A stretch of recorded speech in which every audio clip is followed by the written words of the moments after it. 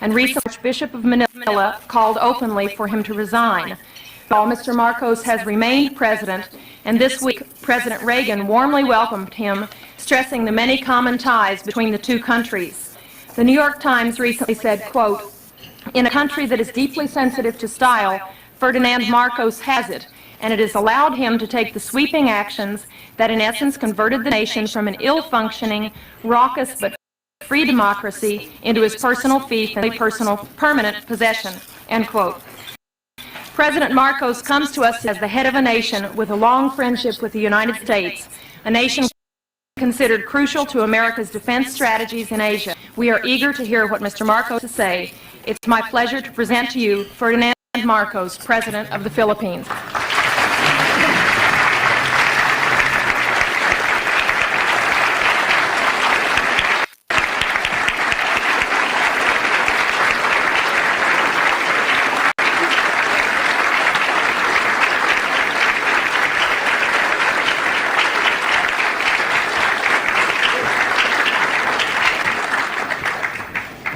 Well, thank you very much, Madam President. Distinguished guests, my friends.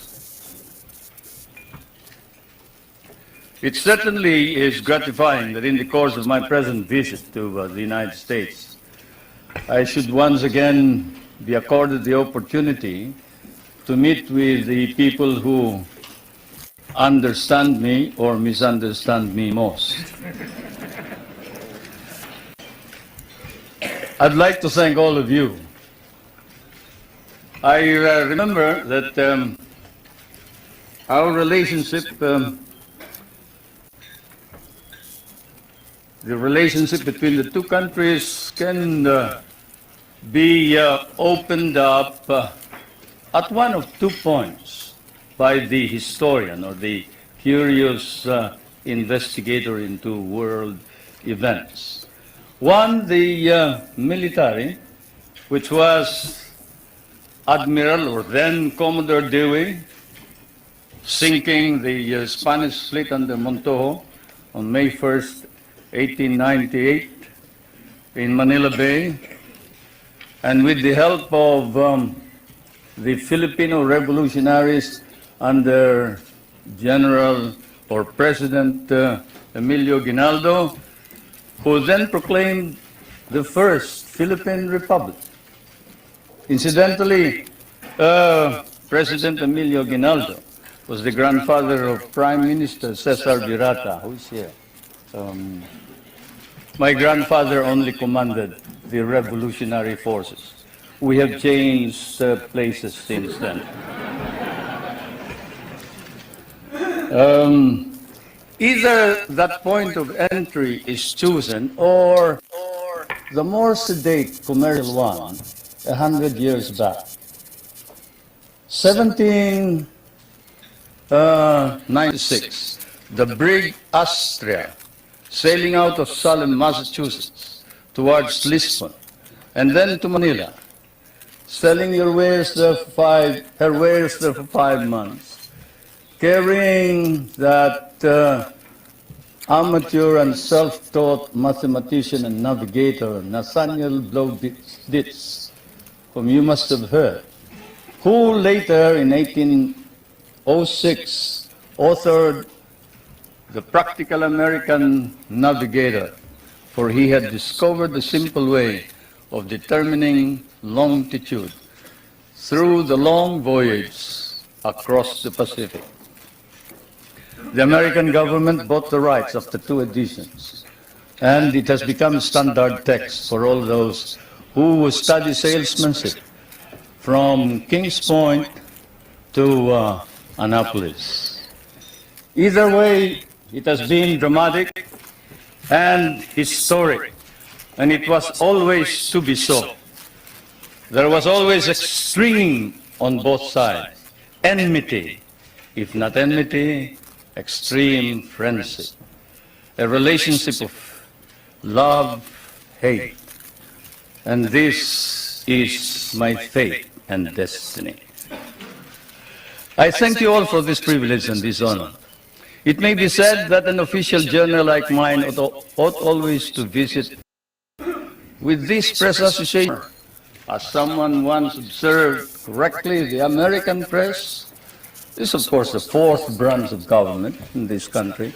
And then also it is well to remember that the so-called solicitude with which Americans regard developments in the Philippines is perhaps now more pronounced than in the devoted reportage by the American press on our country. This keen of the American interest of the American press notwithstanding, there is, I fear, some confusion in this country of what is happening in the Philippines today. It has been one of the shocks I encountered while preparing for my present journey, and also upon arrival here in Washington, to read in one of your outstanding papers a statement to the effect that the Philippines is still under military rule, which it is not, and that there is no civil government. Such misstatements, whether intended or otherwise, conveniently merge with more accurate reporting about the true situation in the country, resulting in much confusion and misimpressions about our country, require clarification. So perhaps I should begin by stating first a few basic facts about our country without too much embroidery. The Philippines is a republican state with a duly elected government at national and community level. We have a national constitution duly drafted by a constitutional convention elected and convened in 1970 and duly ratified by our people in 1973. Under that constitution, ours is a modified form of presidential government with a National Assembly constituted by assemblymen elected by regions in 1978 and a president directly elected by the people in 1981. Legislative power is vested in that National Assembly, while the executive power is vested in the president. And the party in power, the party that won the most number of members in this National Assembly, choose the leader of the legislature, and the leader is the Prime Minister, and he's no other than Prime Minister Cesar Virata.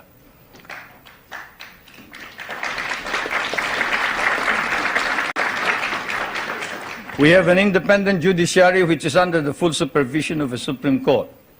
While it is claimed that human rights are not protected by the courts or that civil rights are not duly enhanced by the Constitution, because there is no way of seeking, say, the remedy of a writ of habeas corpus.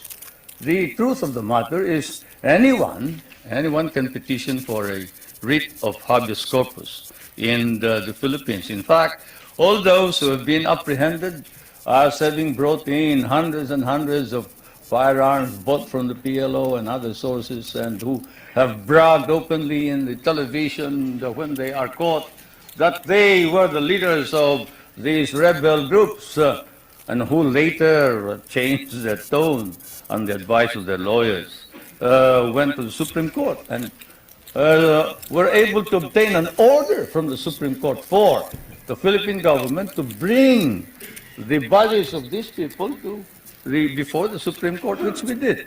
There is not a single man who has filed a petition for a writ of habeas corpus who has not been able to compel the government to bring the body of all those petitioners to the Supreme Court. In fact, the Supreme Court ordered an investigation on the allegations of torture, and the results were negative. The doctors testified that they examined all of these persons, all these petitioners, during the period of confinement, and they never complained about any mistreatment or torture.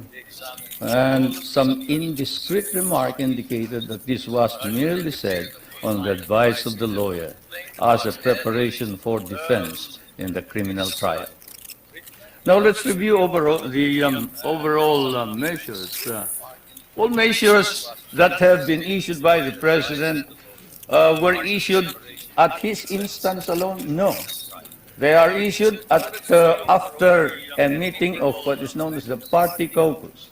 You who have studied constitutional law, know that in a modified parliamentary or presidential form of government, the president actually doesn't make the decision. Yeah, lead the party, and therefore in the caucus he may exert influence in the caucus, but the caucus decides what is going to happen, what is the policy to be adopted. In fact, our Constitution institutionalizes this procedure and states that the program and policy of government shall be adopted by the cabinet, submitted to the President for approval, but shall be responsible to the members of the National Assembly or the Batasang Pambansa, and for which the Prime Minister must stand. If he is rejected, then he must quit. He must resign. The Prime Minister must be appointed. Now, over all cases are appealable to the Supreme Court, including cases of security against the state. We have a system of local government and administration throughout the country. In all, there are 60 cities, 1,502 municipalities, 42,000 barangays, in each of which there are regular elections. Barangays are the villages. We just had elections this year. The election for president occurred in 1981. Under the Constitution, the people have a right of recall. They can recall anyone who has been elected by 1/5 of all the voters who voted in the last election. A vote of 1/5 will suffice to call a new election for any given post. Our Constitution likewise provides for a Bill of Rights, which guarantees protection of the political and civil rights of all individuals, regardless of color or creed. Incidentally, that statement allegedly made by Cardinal Sin has been denied by Cardinal Sin. I was surprised that you haven't heard about it. This just goes to prove that there is some time lag when you move towards the West.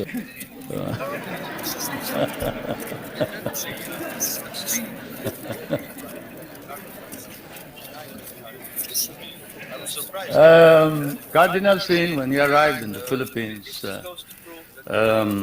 appeared before some of our friends and said, no quarrel between the church and state, and the church and state are separate. I have no intention of intervening in political affairs. I have not stated that the president should resign. That's his business. That's the business of the people. He was elected by the people, and I'm not about to say anything about this. That's why I'm surprised that here you make much of it. But I suppose that's part of news. It's good copy. Can you imagine asking the president to resign? That's, by constitutional mandate, social justice is a matter of national policy and a priority objective of government. And this is why one of the first reforms was land reform. You know, when I proclaimed martial law, I didn't proclaim martial law alone. It is made to appear as if I just signed the decree and said, I impose martial law on each and every one of you. No. I asked the legislator to please pass a law proclaiming martial law because there was anarchy in the country. Now, let me say this, the opposition was strong.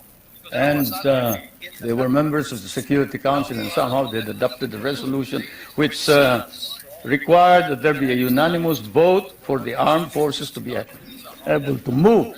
And therefore the armed forces was immobilized. At the same time, I asked the opposition party to come and join me in a coalition government. I offered one half, and of course they laughed at me and said, why should we join you? We're going to take over the government. By the time you're through with the exercise, you're dead, politically and otherwise. So, and they refused to join me. I asked the advice of the judiciary I asked the Supreme Court justices, the Court of Appeals justices, and the members of the private sector, and me. There's only one man who can proclaim martial, and that is the president. And you are it. You are the only one who can proclaim martial law. This is why I must carry this particular mark in our history. I could not have transferred to the legislature. Why? Because the legislature did not have the power. What does the Constitution provide? This is why the President shall be Commander-in-Chief of the Armed Forces of the Philippines, and he may order out to quell any disorder, riot, rebellion, insurrection, and in case of invasion, insurrection, rebellion, or imminent danger thereof, when the public safety requires it, he may suspend the privilege of the writ of habeas corpus or proclaim martial law throughout the Philippines or any part thereof. What does that provision provide? It provides that only the President can proclaim martial law. I repeat, that is why I had to assume responsibility. I am not one for shirking duty. The people said there was necessity for proclaiming martial law. And the people said, you are the only official who can proclaim martial law. So I proclaimed martial law. And I sincerely believe that it was necessary to proclaim martial law to install order and stability because there was complete anarchy throughout the country at the time. Now, therefore, at that particular period, what was the status of our government? Our government was immobilized, impotent. The armed forces could not move out. The industry was not at all in any way moving. There was no income coming into government. Everybody was running away. They burned the U.S. Partly burned the U.S. embassy, tried to burn it anyway. They tried to kidnap the American ambassador. American ambassador was Byroad, Ambassador Byroad. And they tried to kidnap our foreign minister, Romulo, whom you just saw today. And I told him, you better disappear because I will not ransom you.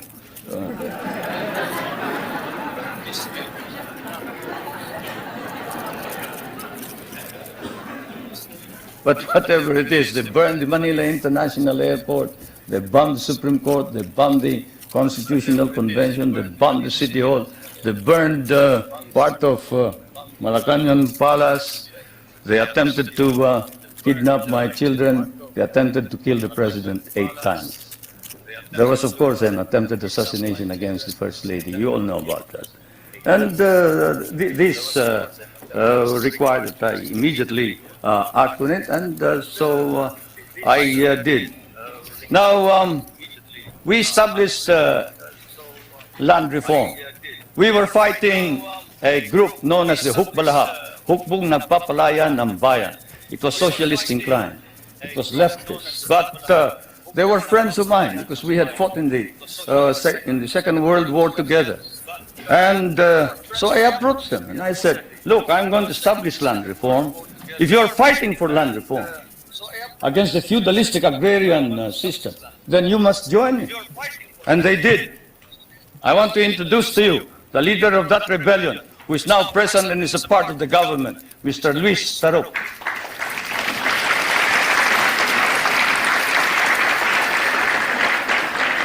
He is a member of the National Assembly. One reason why he ran to the hills, according to him, was he was elected as a member of the old legislature and he was not recognized as such. He and the others.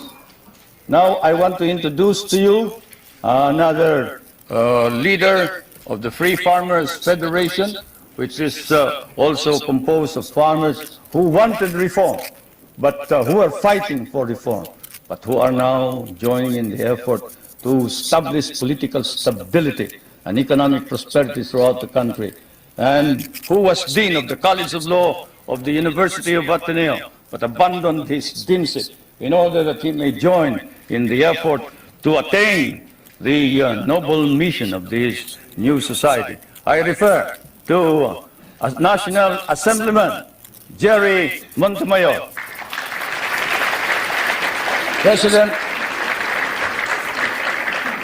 President of the Federation of Free Farmers of the Philippines. I would like to introduce also to you a young man who was very active against the government in 1972 and who paraded around the streets raising the flag of the Communist Party and organized the Kabataan Makabayan, which is the red organization of the youth. And this man is Nilo Taya. Is he here? Anyway, he is somewhere around here. But they have all joined, all these activists, to prove to you that all these stories about our being oppressive against our enemies and our friends, they've all joined the government to help reform and drive out all the corrupt people in the government. We are the only country with an ombudsman. You know what an ombudsman is? He's the officer who watches over the corrupt officials of government, and this man has charged 1,000 officers and sent most of them to jail. Is Justice Pamaran here? He must be somewhere around. And,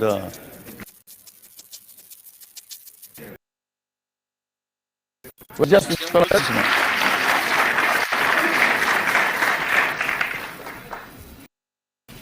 And we have not deprived anybody of private property. On the contrary, while we are a free enterprise society, we have an egalitarian base. We recognize private property, encourage private initiative.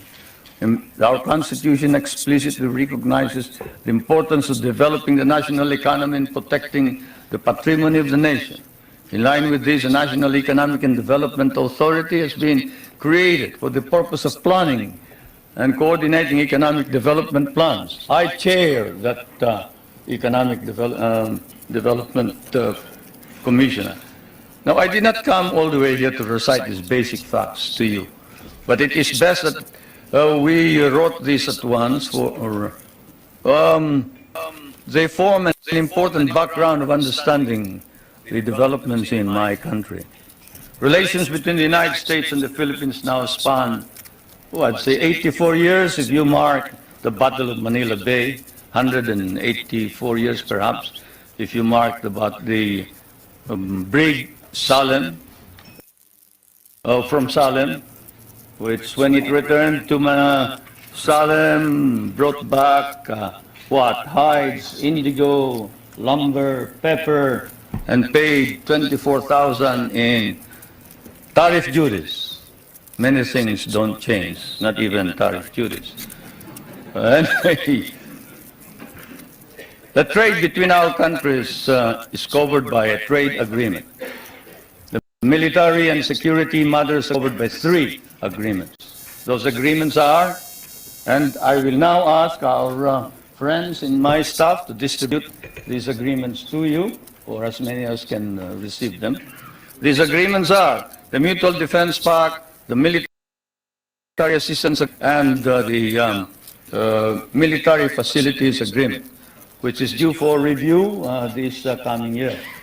President Reagan and I have agreed with the members of our cabinet that the review will start in April, probably we'll finish it by August. Through it all, our relationships develop in a way unique to nations so disparate in size and circumstances and so distant from each other.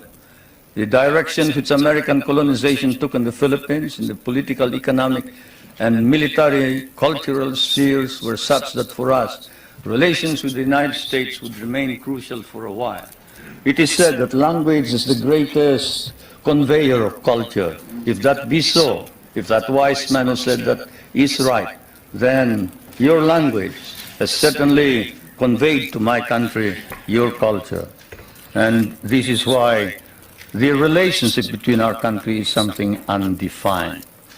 Our interests may have diverged in the period after our recovery of national independence in 1946, but this relationship has endured. And the question that is often asked is, does the Republic of the Philippines differ from the American Republic? Yes and no. It doesn't differ in the sense that it is democratic, but it differs in the sense that we have a prime minister, and in the sense that we try and make legislature and the president or the executive work together.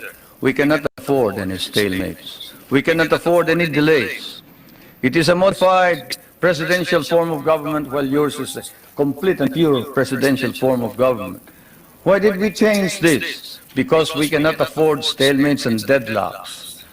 Yours is a strong economy and a military power. Ours is a weak country. We cannot afford to delay and postpone decisions pending the debates between the minister.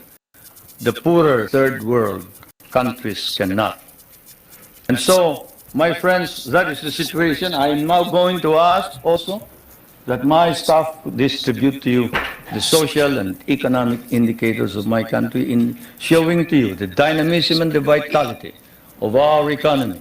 We have changed our economy such that we hope to be able to be self-sufficient. We were importing rice before. The last time we imported rice was in 1976, 77. We paid $500 million for that price. Today, we are exporting rice to our neighboring countries. And the per capita income was about $200. Now, it is more than $800 per capita income. The gross national income has increased 5 times. I need not go any further. I'll wait for the questions, and now I am ready for interrogation.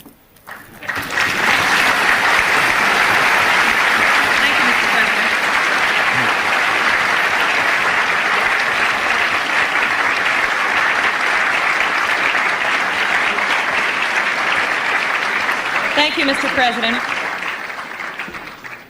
Please give us details on your meeting with President Reagan. Did you seek any firm commitments? Did you get them?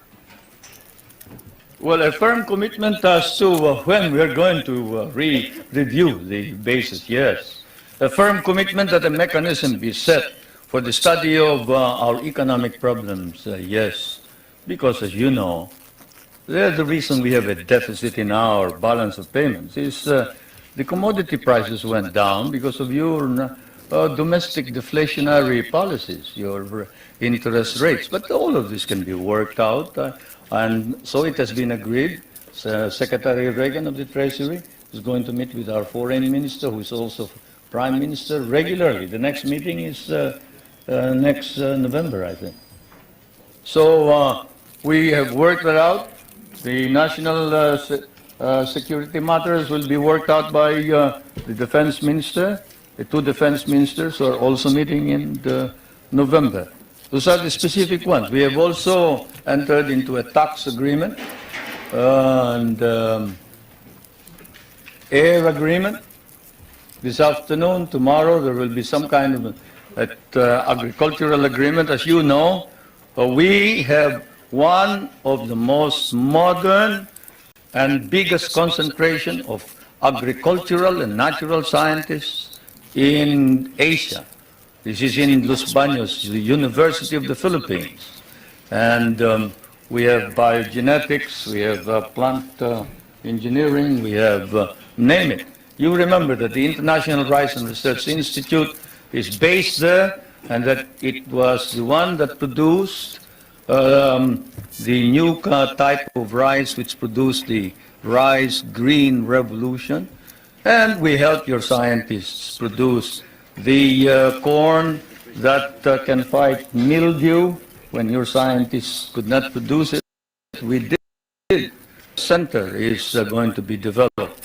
We are also hoping to be able to exchange technology on non-conventional energy and other matters.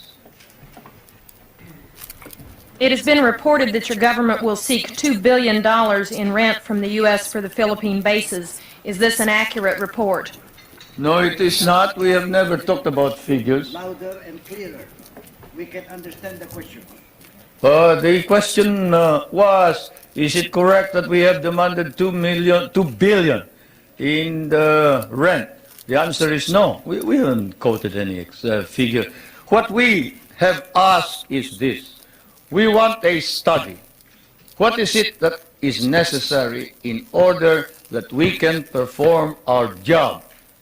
You and I know that if the Philippines is attacked, the United States is not necessarily bound to immediately react because the provision of the Mutual Defense Pact is that you will immediately take steps as is necessary to meet the contingency in accordance with your constitutional processes.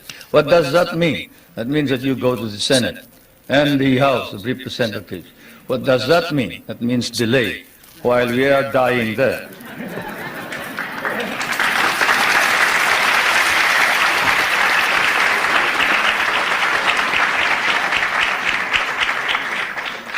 Most of our allies in Europe, concerned about resisting communism, give the U.S. free bases and even share the cost. Why shouldn't we expect the same kind of cooperation from the Philippines instead of demands for more rent?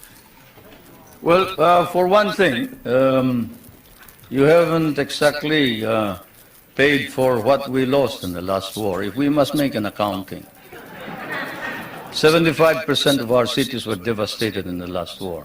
We lost 1 million men. Shall I quote you the statements of Roosevelt and MacArthur that every Carabao will be paid for? Shall I tell you that the veterans who were inducted into the USAF, the United States Armed Forces of the Philippines, of the Far East, your armed forces, were paid only 1/2 the salary of your soldiers? Shall I tell you that we almost turned communists because you refused to recognize us? Shall I tell you that I had a difficult time stopping my guerrillas, 25,000 of them from joining the communists, because precisely you sort of forgot that we had done the fighting for you, you know, and we were parts of your armed forces. But in fairness to the American Congress, when we came here and we called attention to the fact that we had been abandoned and forgotten, they themselves in outrage immediately passed a law recognizing the services of the Filipino and reinstating them as parts of the United States Armed Forces in the Far East, including back pay and benefits. That, Madam President, is the answer, in addition to the fact that those people that you are talking about have been making money at the expense of the United States for quite a long time, while we have not.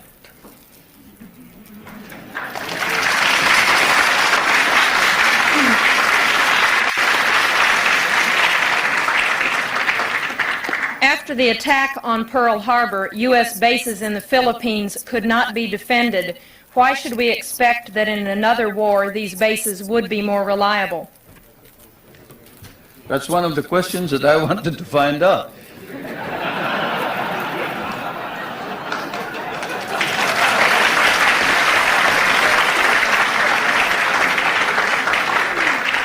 If you're going to run out on us anyway, you better let us know now.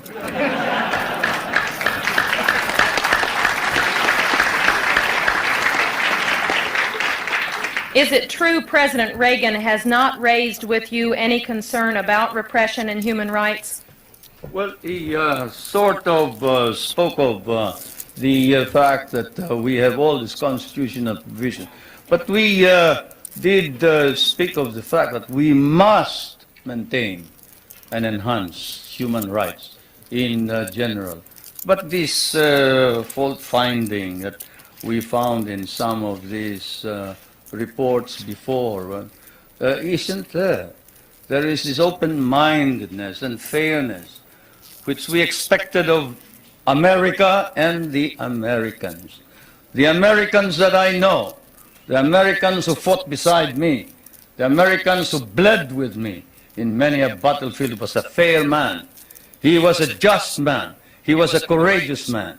He was a man who saw right and did right. And it is not fair to accuse the Philippines of any violation of human rights when there has been no violation. Though if there has been any violation, we punish those who have violated. And I now ask that this pamphlet, this particular writing of one of the most celebrated figures, claims to have, at the beginning of the campaign against my government, claims to have been maltreated by some of the military men, now reports exactly what happened. I ask that my staff distribute the letter of Herrera, Trinidad Herrera. You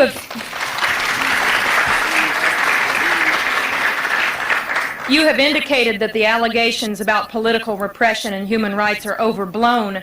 How then do you explain the findings of the international independent group Amnesty International, which documented cases of torture, disappearances, and illegal detention?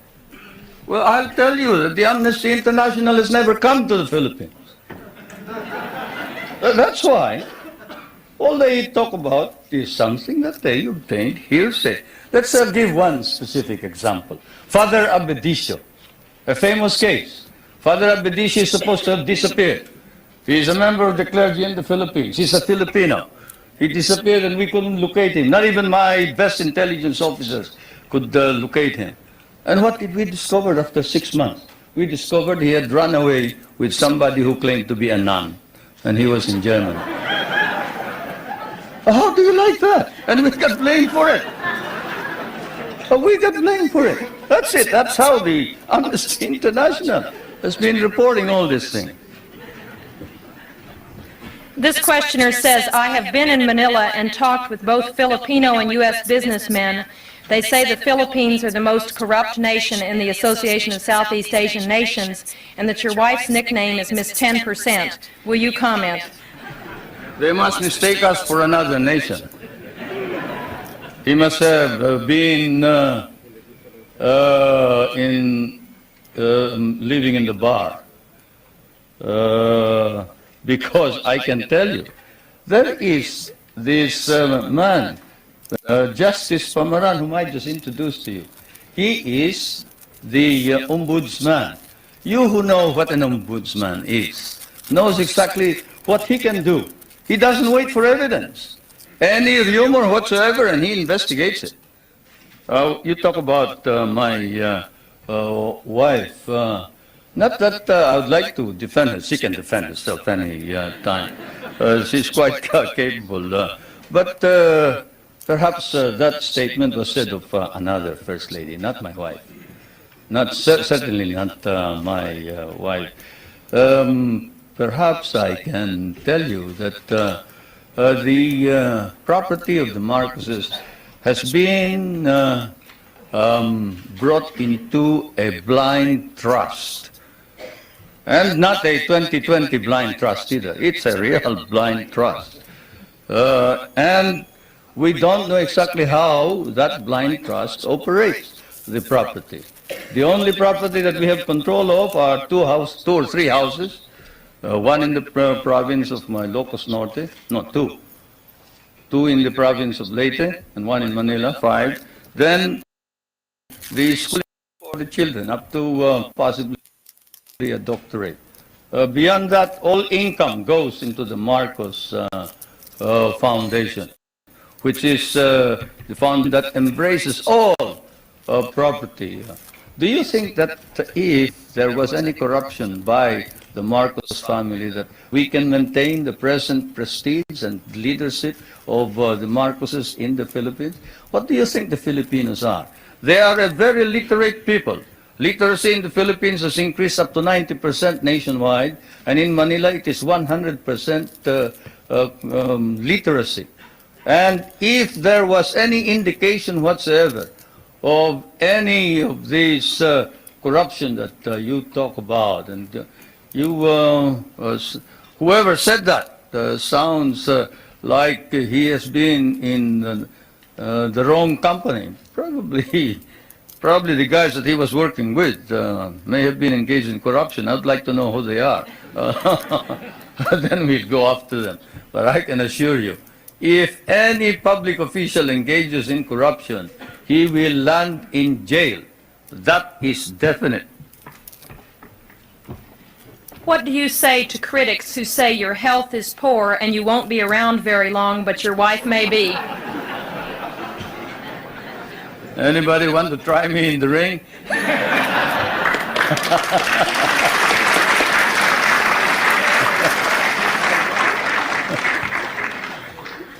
Yeah, ridiculous. I refuse to answer questions like that.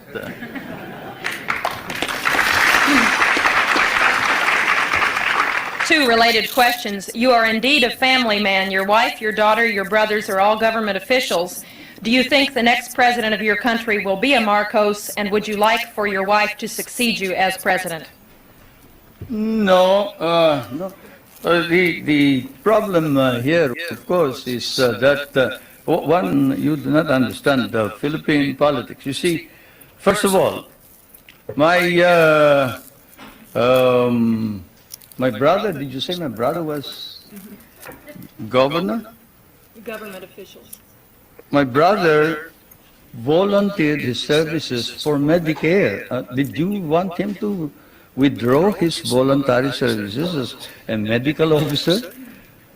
He is serving our country practically free, abandoned a very profitable medical career in order to serve what we have as Medicare, which is your Medicaid, no? Yes. He is not a government official by any means. This is a voluntary organization. My wife was elected. He was elected because the candidates wanted to include him, to include her. They wanted somebody to carry them. Minister Romulo will tell you that without the support of the governor, who happens to be well liked by the people of Manila, they probably wouldn't have won in the last elections. It's just a matter of helping out in the political campaign. My daughter is the voluntary head of a group of village leaders. That is not a political organization. That's not a government organization. This is an association of young kids who are organized in order that they can help each other. Kabataan Barangay. And I am surprised that you hold it against these young kids, that they get together so they can play football, they can encourage sports, they can encourage people, the young kids from going into drugs. Don't you think that you should also organize something here in the United States and get somebody to stop the young kids from going into drugs and instead go into sports? Well, that's what they're doing. Now, with respect to the other officials, the question, of course, doesn't specify. Let me put it this way. As I told you, our government is a caucus government, consensus. When the consensus of the party demanded that I appoint the First Lady as a member of the Executive Committee, I had an agreement with them, and that is that she would not become President or Prime Minister. At the beginning, even Prime Minister Cesar Berata was for the First Lady becoming Prime Minister. But the First Lady and I stood our ground, and we nominated the Prime Minister Berata instead. Now, is that the action of anybody who is preparing to take over as a dynasty? Now, my other daughter, she is in Pennsylvania. She's studying voice culture, and she is in anthropology. I don't see what connection that has with politics. Mr. President, your opponents say this trip is costing between $5 million and $20 million. What is the budget for your trip? It's ridiculous. My cabinet is spending only a very minuscule part of that. If there are any people who have joined this group, they are on their own. I'm sorry to say. They're on their own. Do you believe the United States now has a consistent, understandable policy toward the Philippines and East Asia? Shouldn't you ask that of the United States leaders, not me?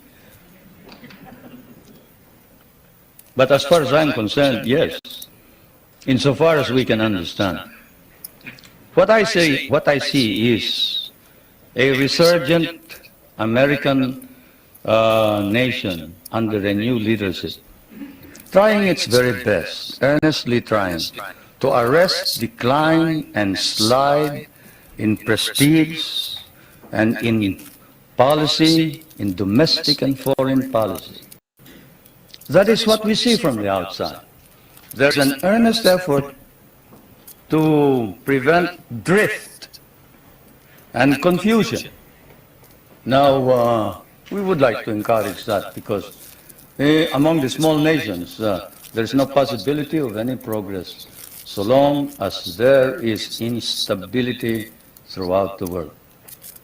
And so, as I said last night, what I see now, 16 years after my last visit, actually my last visit was when I came to participate in the memorial services of President Eisenhower in 1969, not 1966, 1969. And but what I see here is while past America was in the dark, and there were doubts and misgivings. There were fears that you were tiring, you were weary, you doubted your own strength, you didn't know where you were going.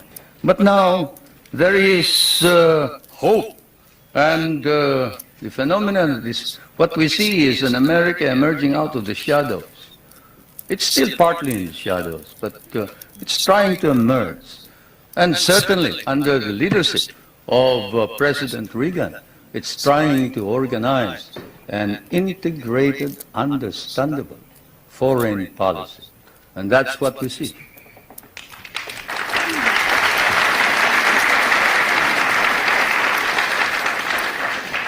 There is widespread malnutrition in the Philippines, and only 1/3 of your labor force has regular employment.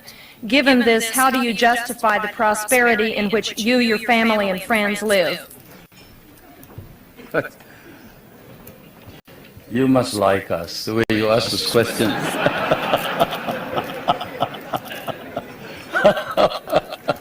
Anyway, I don't know where you get your figures, but the unemployment figure in the Philippines is 4%. I don't know what's yours. I do know what's yours, but have you heard of the KKK, not the Ku Klux Klan, but we have a program which harnesses the energies of those who are half employed, like those who are in the farms.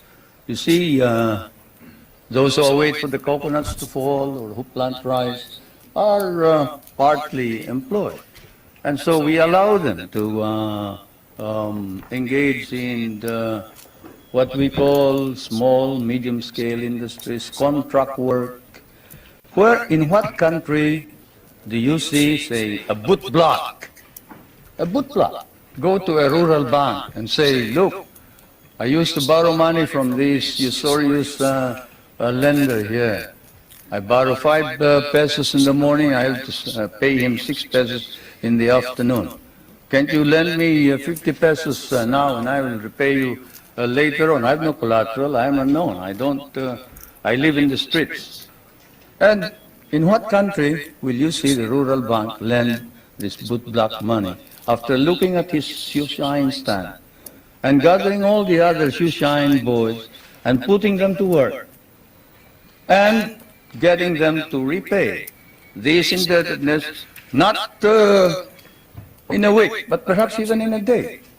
Or fishermen who live a hand-to-mouth existence. Even here, in your prosperous United States, can a poor fisherman go to a bank and borrow money on his name, on his signature? He cannot, but here in the Philippines, he can. A poor fisherman can go to the bank and say, look, I live in so-and-so, and the chairman of my village can certify that I am a poor fisherman. And I would like to organize our group. Can you lend us 5,000 so I can buy a motor, I can buy a net, I can buy a small boat, and we can improve our earnings. And under our laws, we have set aside funds which then are lent out. And we have been able to lend out about 1,200,000,000 pesos under this scheme, and they have been repaid. They have been repaid, and that's the worst part about it, isn't it? Many people don't believe it, but they have been repaid. And so we have a situation where the work ethic has been encouraged. We tell everybody, you don't plant rice, you don't eat rice. You don't work, you don't get anything. But you work. We'll give you the wherewithal. We'll give you the funds. We'll teach you how to work if necessary. And we will see to it that we will sell your products. That's what's happening in the countryside. Not all this talk about corruption and this ridiculous statements about people in government enriching themselves. When you have activists like and Jerry Montemayor and Nilutaya and these men who were ready to kill the president, but who now says that the reforms that are being instituted are for the good and welfare of the country, you don't engage in any of this foolishness that you talk about. No, everybody is sincere and earnest about making our democracy work. And I can tell you that whoever has told you about the unwholesome observations about the Philippines, better come back to the Philippines. I'll pay for your trip so you can see what's actually happening. Thank you, Mr. President. Before I ask our final question, I want to present you with a certificate of appreciation for appearing once again at the National Press Club and with an updated version of the National Press Club necktie. Thank you.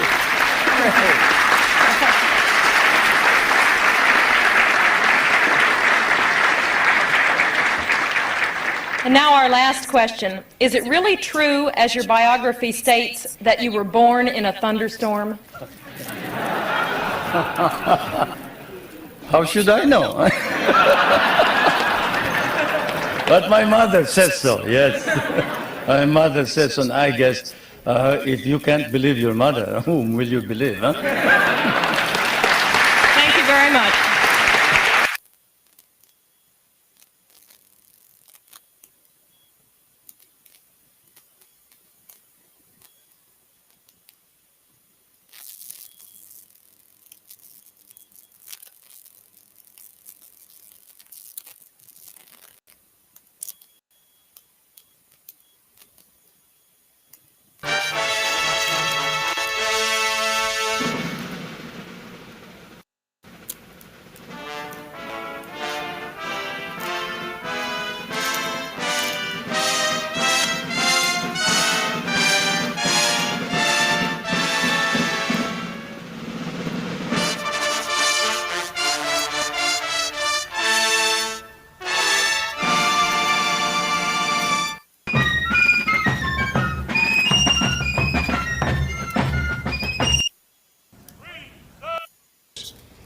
The United States. Welcome to the United States Of initiative. Philippines. we seek to use this visit to further strengthen our ties with your country. Nancy and I are personally delighted that you're here, and we say welcome to the United States, welcome to our national home.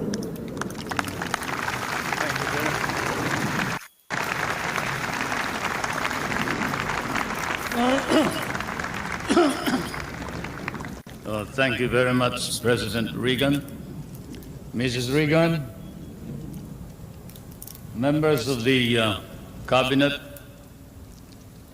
distinguished guests, my friends.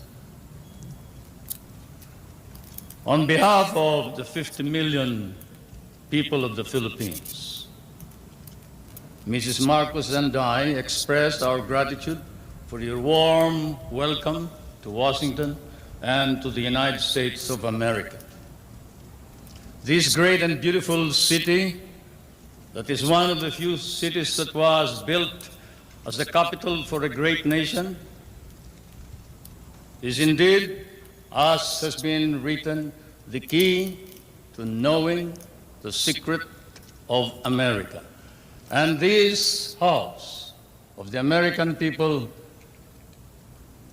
an American frontier that never vanishes. Your beautiful city with its grand memorials, its monuments, its walks, is indeed a city that memorializes the great achievements of your people for the past 2 centuries. But more than that, it keeps offering to the enterprising and the talented, the courageous and the strong, the rewards of effort and of initiative. At the same time, as I stand here on American soil, I realize that I stand on what may be the center of the government of the United States of America, here where, as I have often stated, the future is being born. The future is being born depending upon the man who is in the White House. And the man who is in the White House today certainly is creating a new future for our world.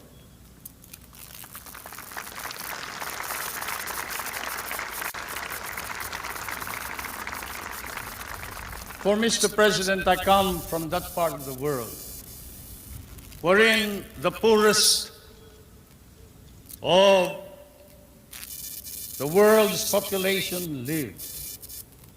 I come from that part of the world that cherishes an image of America with its ideals, its dreams, its illusions. I come from the Philippines, a part of Asia, which has been along the principles of American democracy. We learn to love these ideals and principles, and we lost 1 million of our people fighting for them in the last war. We have always stood by these ideals.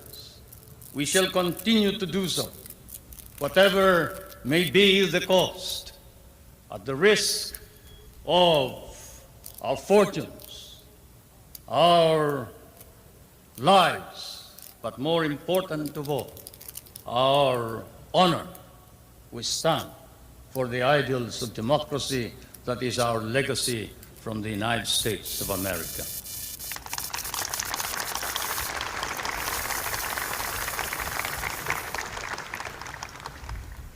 I did not come to burden you further with additional problems, Mr. President. For I know that, as I have said in many a speech before my own people and before the world, fate and destiny has decreed that the United States of America be the trustee of modern civilization against the threat of a possible second dark ages. And America cannot fail. And therefore, we, the Filipino people, come and bring to you a prayer that God and His divine providence may grant you guidance, strengthen both your heart and hand, so that that hand may be strong on the lever of power and save our humanity.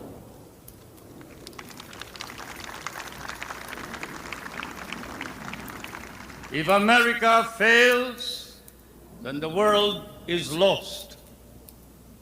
And thus, Mr. President, I can assure you that throughout all of Asia, there is nothing but a reservoir of goodwill for you, the American people, and the United States of America. Once again, may I say thank you for your warm welcome and your hospitality, which I know we will never be able to reciprocate. Thank you.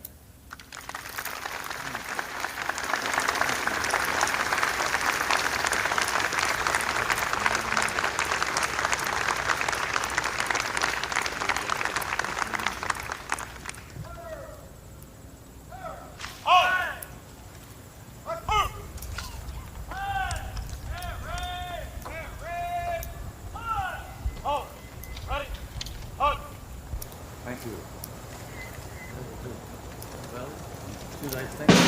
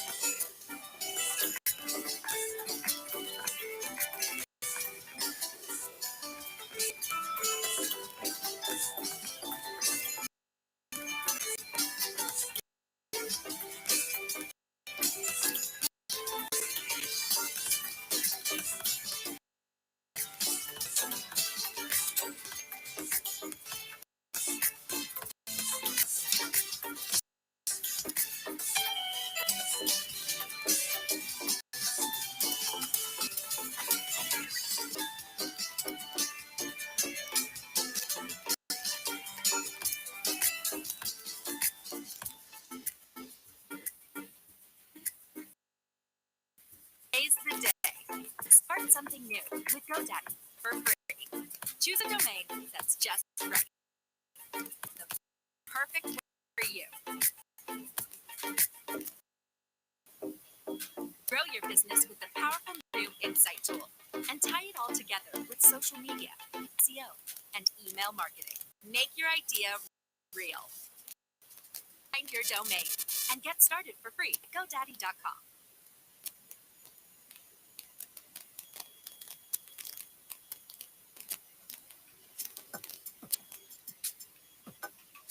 It is a blessing to be with your family, to provide care to us, and towards your dream together, step by step.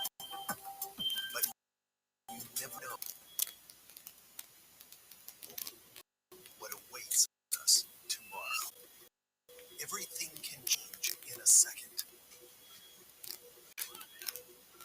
Your long dream may suddenly be in jeopardy.